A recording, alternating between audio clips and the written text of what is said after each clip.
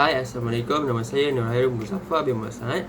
So, hari ini saya akan kenalkan anda kepada sebuah jenis tumbuhan hiasan rumah yang bernama tanaman lidah jin atau lidah mak mertua. Tumbuhan ini dalam bahasa saintifiknya ialah Scansperia trifoliata yang merupakan tumbuhan yang berasal daripada Asia dan Afrika. Ia dapat dikenali dengan daun yang berbentuk panjang seperti pedang yang berwarna hijau, kekuningan dan juga yang berwarna malah hijau yang tumbuh menegak.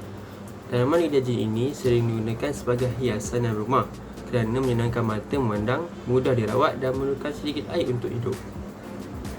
Tumbuhan ini dianggap agak selamat dan sedikit bertoksik jika dimakan.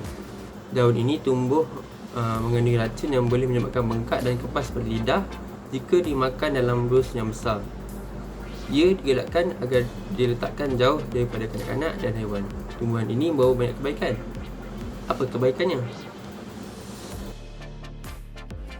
Sama seperti tumbuhan sukulen hiasan dalam rumah yang lain, tanaman ini membantu menyaring dan menapis udara di dalam rumah anda. Yang menarik tentang tanaman ini ialah ia merupakan salah satu daripada tumbuhan yang dapat menggunakan karbon dioksida kepada oksigen pada waktu malam. Secara tidak langsung, ia mampu menjadikan kualiti udara dalam rumah kita lebih baik. Seterusnya, ia mampu membuang bahan pencemaran toksik. Tumbuhan lidah jin ini juga disebut dengan kemampuan untuk membantu membuang bahan pencemar udara toksik. Walaupun dengan semua yang kecil, tanaman ini dapat menyerap bahan pencemar yang menyebabkan kanser termasuk CO2, benzina dan pelbagai lagi. Cara penjagaan pokok lidah jin. Pokok lidah jin tidak memerlukan penjagaan dan perhatian yang minimum. Pokok ini merupakan jenis tahan yang lasak dan dapat bertahan di persekitaran yang agak kering, baik di dalam rumah maupun di luar rumah. Jangan terlalu banyak air. Terlalu banyak air ialah merupakan kelemahan tumbuhan ini. Jika terlebih air, ia akan memberikan tumbuhan ini boleh busuk dan tidak tumbuh dengan baik.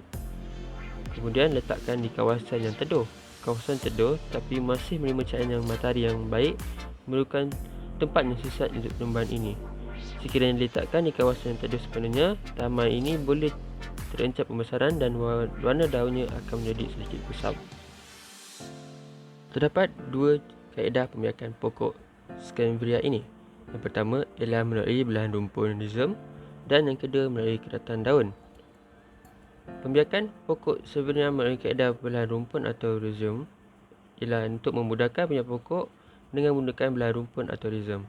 Media tanaman perlu disiram terlebih dahulu bagi memudahkan kerja-kerja mengeluarkan pokok dari pasu.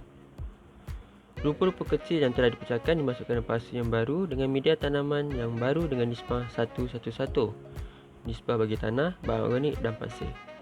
Bagi pembiakan pokok semula keratan daun, pokok semula juga boleh dibiarkan melalui keratan daun. Daunnya juga matang dipilih untuk mendapatkan pokok yang subur.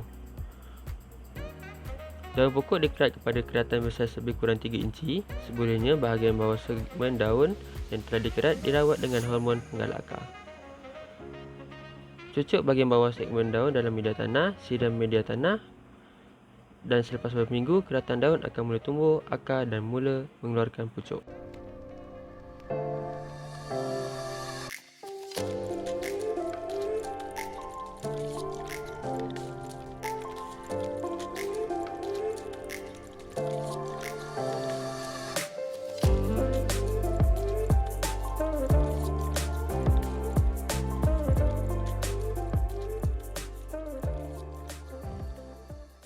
Sekian dari saya. Terima kasih. Jumpa lagi.